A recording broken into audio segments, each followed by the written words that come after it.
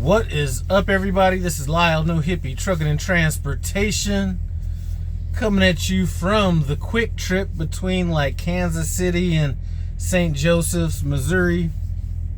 There was a Love's about 20 miles down the way, but you know what? I was like, I'm all about that off-brand shit, so here I go. We went ahead and stopped up here and put in that reel. You know, I've heard people say, I drive nights. Yeah, I start driving at 3 a.m. That's a day shift, yo. Listen, driving nights is like sundown to sun up, or, you know, some variation of that, you know. Similar to like what I did 10 p.m. to 8 a.m. Maybe midnight at the latest. I'll give you a night shift. But anyway, that's not what this video is about. This video is about are you successful or unsuccessful as a truck driver? You know, I had a former trainee. He has a channel on YouTube called Landshark Transportation. I'm gonna put a link in the description below, and he's been doing some videos, and you know, reality hasn't matched what his expectations were in terms of income and things like that. And I've been giving him advice, you know, stuff like that. Things will level out, all this kind of stuff.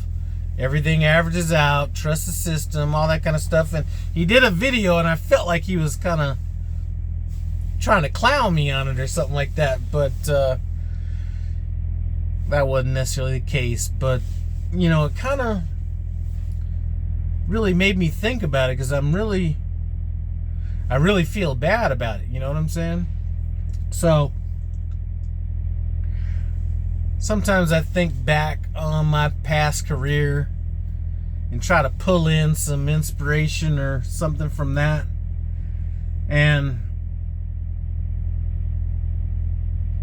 you know, there's a point in time, let's say, I think this might have been around 2005. I was a manager at a mortgage company at this particular point.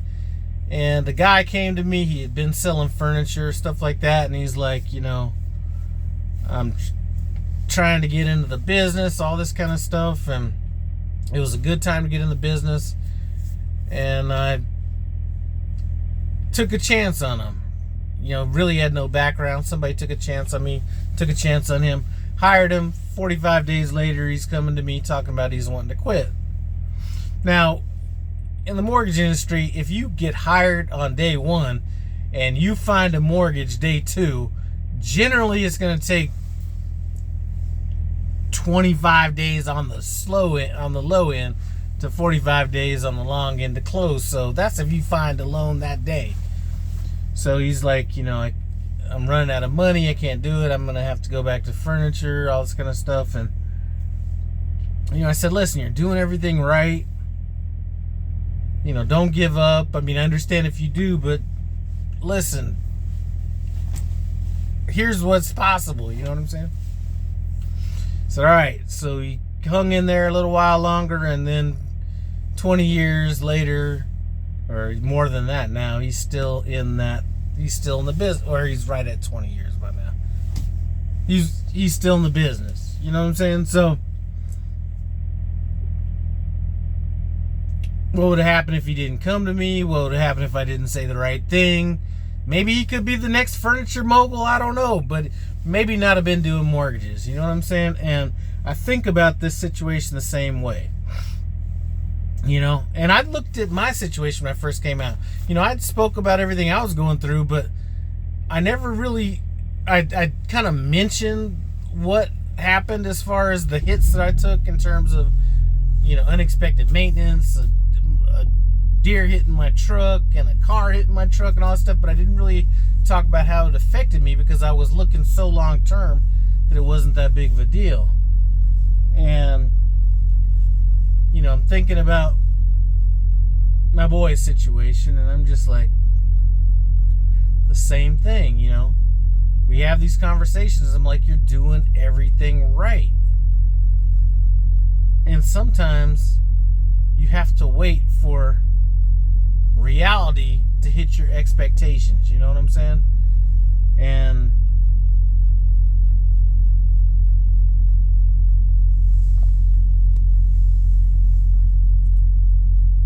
kind of like,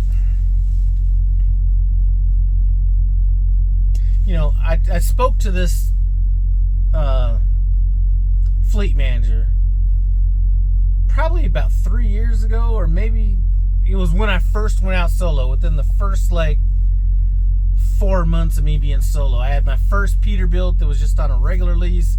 I was in Winterville, Ohio. I remember I just turned down a load that was like an 8-stop load, and I did a video on it, and this guy gave me a call, and he said, hey, just want to talk to you about some stuff. I don't work for Prime, but I'm a fleet manager and all this kind of stuff. So we spoke, and if you happen to be watching this video, give me a call. I never did program your number into my phone, so I'd like to have some of these conversations now, actually, after I have more questions. But we're having this conversation. He's like saying, I think somewhere in my videos I'd mentioned, oh, my fleet manager thinks I'm the man. I didn't say it like that, but I'm doing all these long loads and all this kind of stuff. And he's like, listen, Lyle, if you're new to a fleet manager, that doesn't necessarily mean new to the industry, but reasons they may be putting you on these long loads is, the same thing as putting a baby in front of a TV. He doesn't have to worry about you for a while. And he was telling me about some software, and I thought he was lying, because it was about, this software that could predict when you were most likely to quit, and everything about you as a driver is broke down, like how long you drive, average, how long you stop, average speed, a whole bunch of these different matrix. And he's like,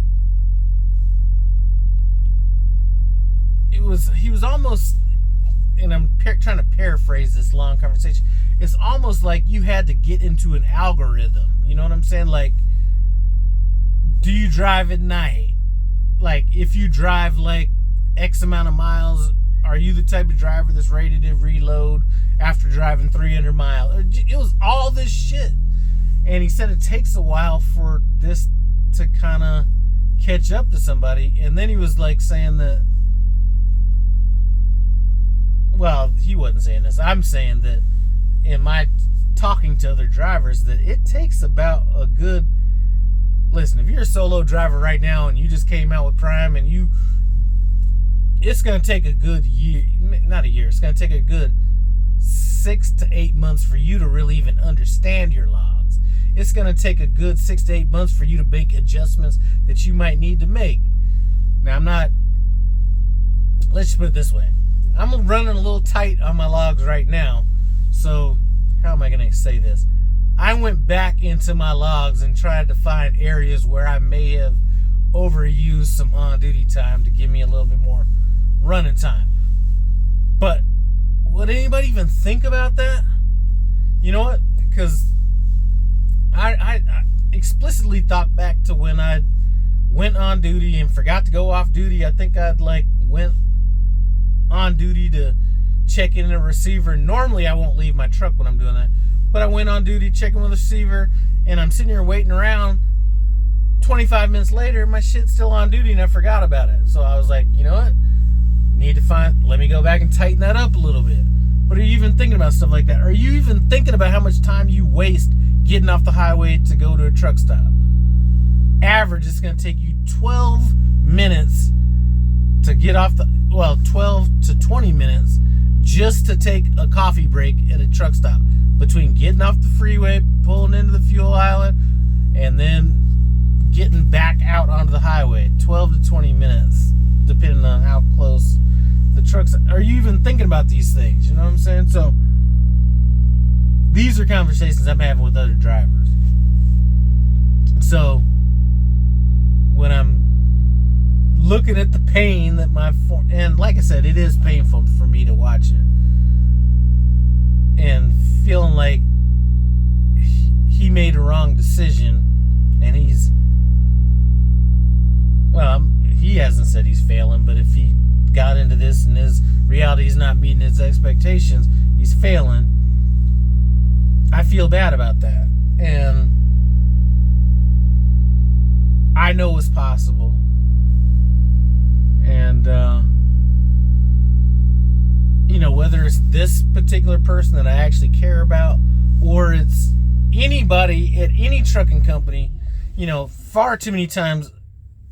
And that's one thing about the trucking industry. You guys are either some quitting too fast motherfuckers or somebody that lingers like a fucking elevator fart at the wrong trucking company forever.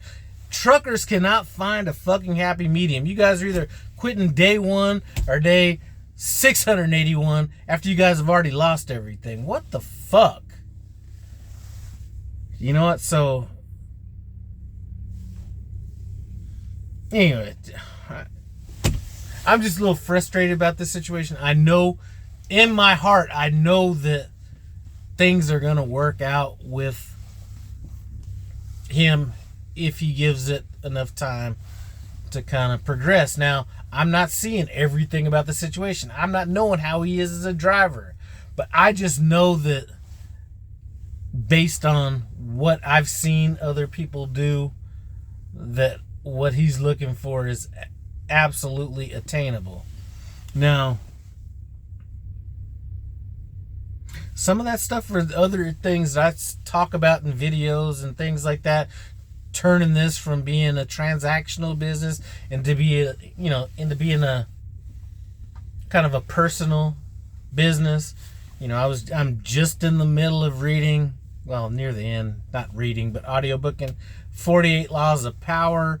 And I was going to do a video about that, but I'm just like, man, are people even going to want to hear about what my thoughts are in relation to the 48 Laws of Power incorporated into the trucking industry? Because I think that too many people think about trucking as trucking, and they don't think about it beyond, like, I can't even explain it, like, in this antiseptic way where there's a whole lot more involved than,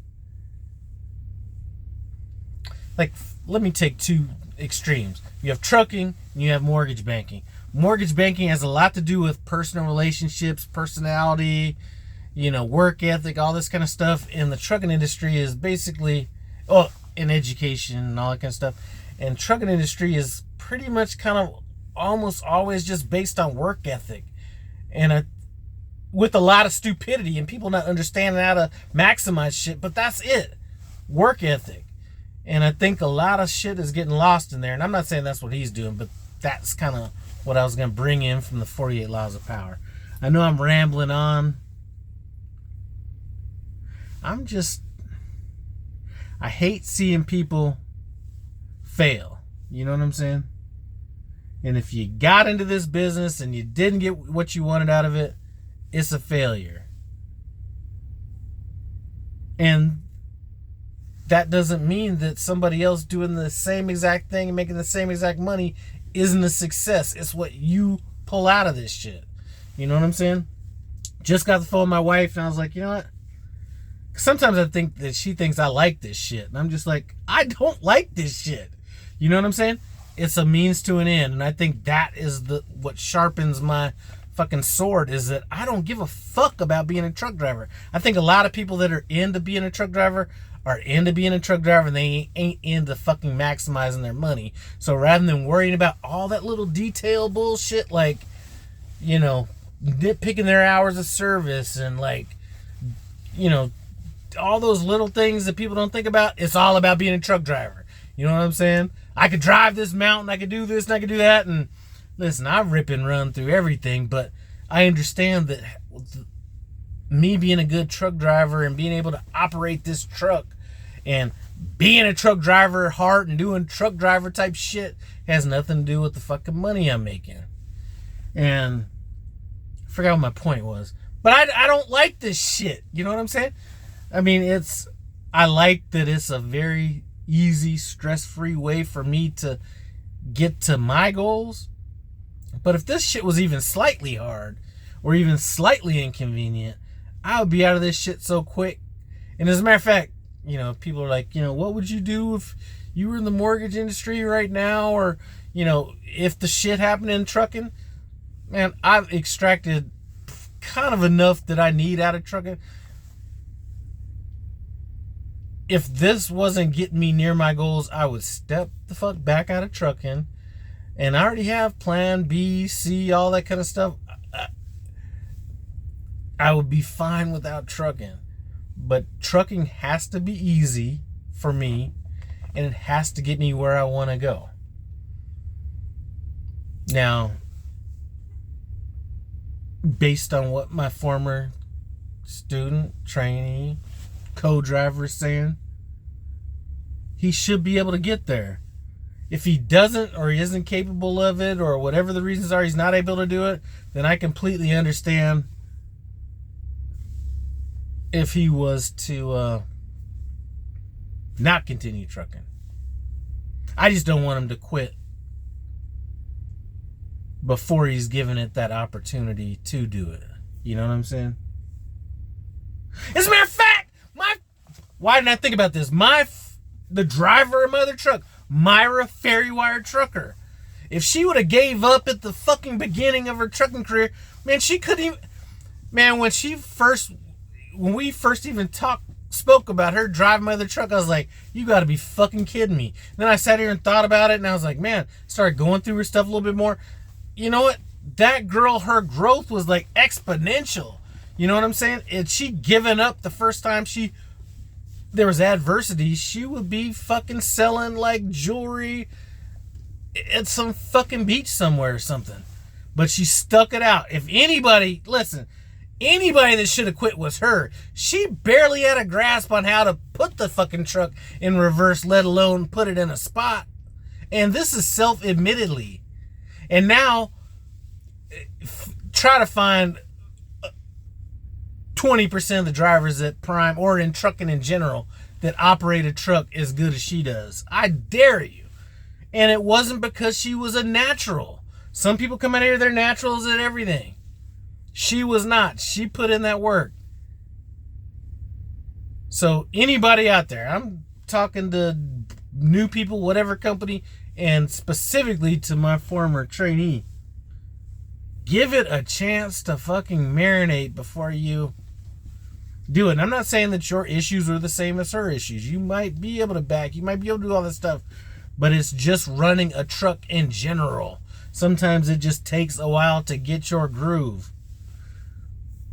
Give it that chance. All y'all. And if you're not getting where you need to go, fuck it. Quit. Do what you gotta do.